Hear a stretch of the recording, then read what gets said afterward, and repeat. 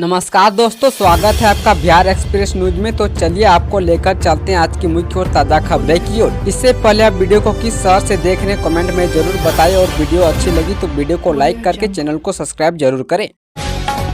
बिहार के 19 जिलों में अगले 48 घंटे तक छाया रहेगा घना कुहासा। आईएमडी ने जारी किया येलो अलर्ट। बिहार के आधे जिलों में इन दिनों सुबह के समय शीतलहर और घना कुहासा का प्रकोप दिख रहा है। दिन में धूप की वजह से कनकनी से राहत मिल रही है। इधर यात्रा करने में लोगों को काफी परेशानियों का सामना करना पड़ा है। पटना मौसम विज्ञान केंद्र ने इसे लेकर येलो अलर्ट जारी किया था। इसी कड़ी में आईएमडी पटना ने बताया कि 2 फरवरी तक बिहार में मौसम का हाल कैसा रहेगा। पटना मौसम विज्ञान केंद्र ने अगले 48 घंटे के लिए बिहार के 19 जिलों में घने कोहरे का येलो अलर्ट जारी किया है।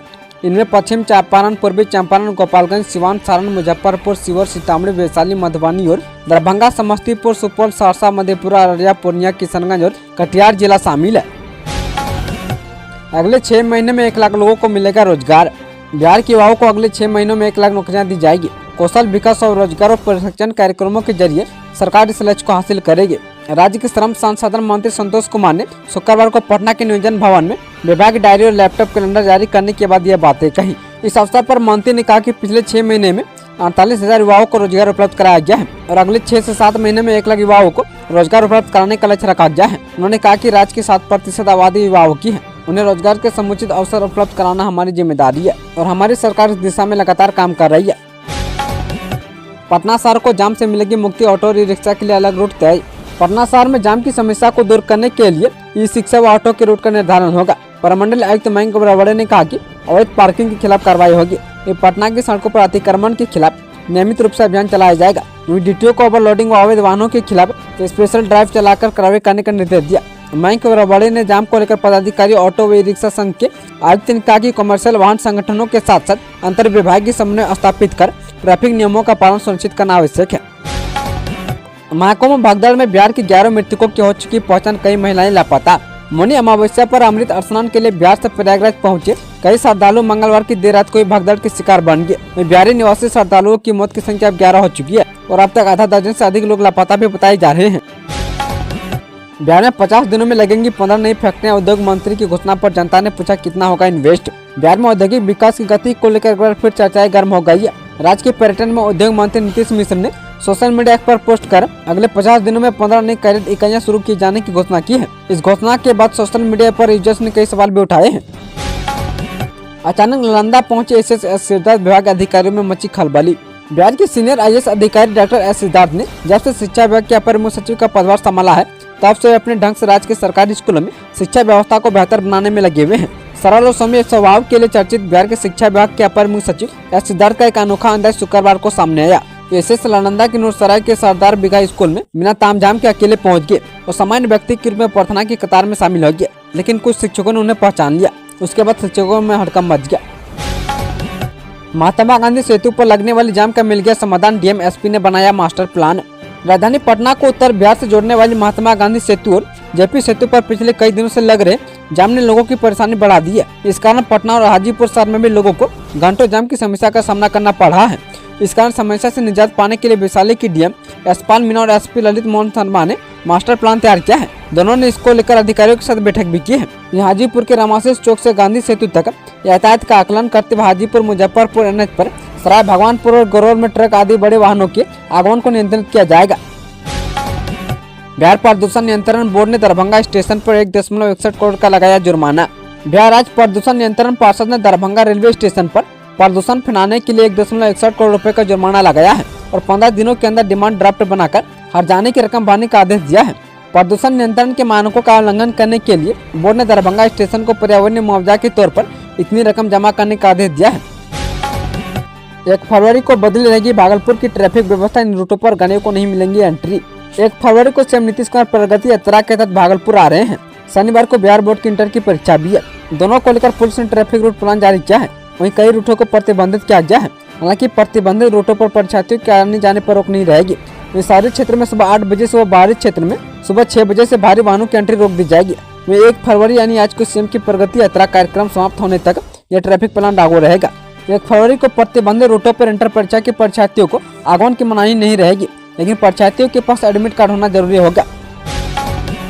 42.32 करोड़ की लागत से बदलेगा गैस शहर में कचरा फेंकने पर देना होगा जुर्माना। गया नगर निगम में आयोजित बोर्ड की बैठक में मेयर डॉक्टर वीरेंद्र कुमार उर्फ गणेश कुमार ने कई बड़े फैसले लिया। उन्होंने कहा कि गया शहर में प्रकाश व्यवस्था को और अधिक सुदृढ़ किया जाएगा। पहले काम देख रही एजेंसी एसएल को हटाने का निर्णय लिया गया है। एक कंपनी से 5 करोड़ का प्लांटी भी काटा गया है और कंपनी को 3 करोड़ रुपए देकर हटाया जा रहा है। अब नगर निगम खुद टेंडर करके लाइट लगाएगा। बैठक की अध्यक्षता मेयर व उनकी अनुमति से सशक्त अस्थायी समिति के सदस्य डॉक्टर अघोरी ओकारनाथ उर्फ मोहन श्रीवास्तव ने किया। मोहन श्रीवास्तव ने कहा कि शहर के सभी वार्ड मेन रोड के पोल पर तिरंगा लाइटें लगाई जाएंगी।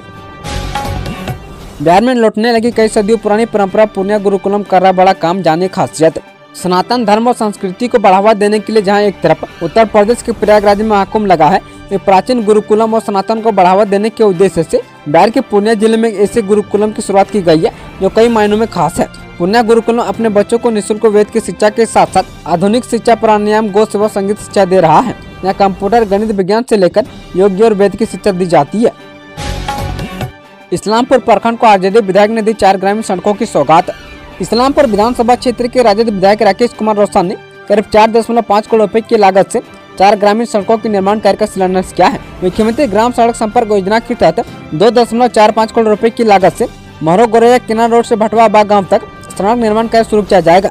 इसके अलावा 62 लाख रुपए की लागत से गणेशी बिघा रोड से दीना बिघा गाँव तक 1.32 करोड़ रुपए की लागत से शोभा बिघा सोहजाना पथ से रघुनाथपुर तक तथा 1.43 करोड़ रुपए की लागत से परसुरा से घनी बिघा तक सड़क निर्माण का शिलान्यास किया गया। नीतीश सरकार ने लागू किए जमीन अधिग्रहण के नए नियम सड़क के निर्माण में दिखेगा असर। पथ निर्माण विभाग ने निर्णय लिया है कि अब वो जमीन को उपभोक्ता के तय मानक के आधार पर ही सड़क निर्माण की प्रक्रिया आरंभ करने की अनुमति देगा। जमीन की व्यवस्था के बगैर सड़क निर्माण की अनुमति दिए जाने से संबंधित प्रोजेक्ट को अवधि विस्तार देने की नौबत आ जाती है। वहीं अधिकतर मामलों में प्रोजेक्ट की लागत भी बढ़ जाती है। MOTH के आधार पर पथ निर्माण विभाग ने यह नई व्यवस्था इसी माह से आरंभ की है। नीतीश सरकार ने मांगा 1 नेशन 1 लेबर कार्ड, मंत्री बोले बिहारी मजदूरों को होगा फायदा। बिहार के नीतीश कुमार सरकार ने केंद्र सरकार से पूरे देश में 1 नेशन 1 लेबर कार्ड योजना लागू करने की मांग की है। दिल्ली में राज्यों के श्रम मंत्रियों के 2 दिन के सम्मेलन में बिहार के श्रम संसाधन मंत्री संतोष कुमार सिंह ने देश भर में काम करने वाले एक मजदूर कार्ड लागू करने की जरूरत पर जोर देते हुए कहा कि इससे बिहार के उन मजदूरों को फायदा मिलेगा जो दूसरे राज्यों में रोजगार करते हैं। उन्होंने कहा कि ऐसा होने पर किसी भी राज्य के श्रमिक की पूरे देश में सामाजिक सुरक्षा से वंचित रहेंगे, जिसकी जरूरत शिद्दत से महसूस की जा रही है। उन्होंने कहा कि बिहार जैसे प्रदेश के श्रमिकों के लिए यह नीति ज्यादा फायदेमंद होगी। बिहार चुनाव से पहले 10,000 करोड़ की परियोजनाएं होंगी शुरू, मुख्य सचिव ने बताया प्लान। बिहार में विधानसभा चुनाव से पहले मुख्यमंत्री नीतीश कुमार के नेतृत्व वाली एनडीए सरकार 10,000 करोड़ रुपए से अधिक की लागत वाली परियोजना पर काम शुरू करने वाली है। राज्य के मुख्य सचिव अमृत लाल मीणा ने यह जानकारी दी है। उन्होंने कहा कि बिहार सरकार मिशन मोड में काम कर रही है। वहीं सीएम नीतीश अभी प्रगति यात्रा के तहत जिलों का दौरा कर रहे हैं। इस दौरान उन्होंने कई परियोजनाओं की घोषणा की है जिन पर जल्द काम शुरू कर दिया जाएगा। दानापुर भागलपुर इंटरसिटी के शौचालय में फंदे से लटका मिला शव। बिहार में दानापुर भागलपुर इंटरसिटी एक्सप्रेस के शौचालय में एक शव मिलने से सनसनी फैली है। ट्रेन में सफाई कर्मी ने जब इस शव को देखा तो उसके होश उड़ गए।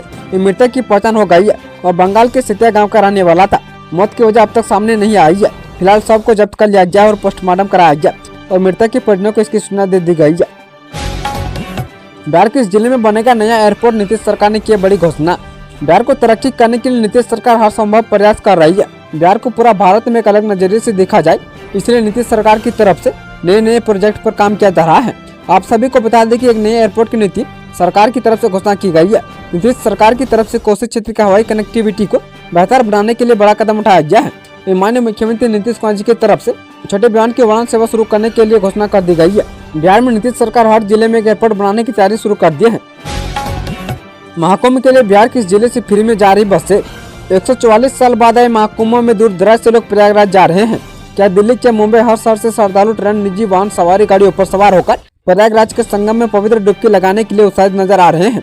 ऐसे में भोजपुर कहाँ पीछे रहने वाला है। भोजपुर से भी हजारों की संख्या में श्रद्धालु प्रयागराज के संगम में डुबकी लगाने के लिए जा रहे हैं। वे आरा के रहने वाले भाजपा नेता सह समाज सेवी गुड्डू सिंह भगवान ने कुंभ जाने वाले श्रद्धालुओं के लिए निःशुल्क बस की सेवा दे रहे हैं। वे मंगलवार को करीब 11 से यात्रियों को आरा से निःशुल्क 22 बसों के माध्यम से रवाना किया गया। यात्रियों को बस सेवा के साथ भोजन व रहने की भी व्यवस्था इस कमेटी के द्वारा की जा रही है। मिडिल क्लास को इनकम टैक्स में मिल सकती है बड़ी राहत, पीएम मोदी ने दिया संकेत। पीएम नरेंद्र मोदी ने बजट सत्र की शुरुआत में मीडिया को संबोधित किया। इसमें उन्होंने संकेत दिया कि 1 फरवरी यानी आज को पेश होने वाले बजट में मिडिल क्लास को बड़ी राहत मिल सकती है। पीएम मोदी ने इसके लिए धन और समृद्धि की देवी लक्ष्मी का भी आह्वान किया।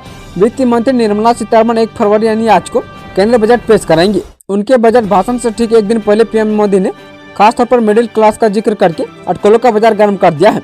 इससे सवाल उठ रहे हैं कि क्या बजट 2025 से आम आदमी को इनकम टैक्स में राहत देगा, जिसकी जरूरत लंबे समय से महसूस की जा रही है। बिहार में नौकरियों की भरमार जारी हुआ एक और नोटिफिकेशन। पंचायती राज विभाग ग्राम कचहरियों के सुचारू संचालन को लेकर सभी रिक्त पदों पर नियुक्ति की प्रक्रिया आरंभ कर दी है।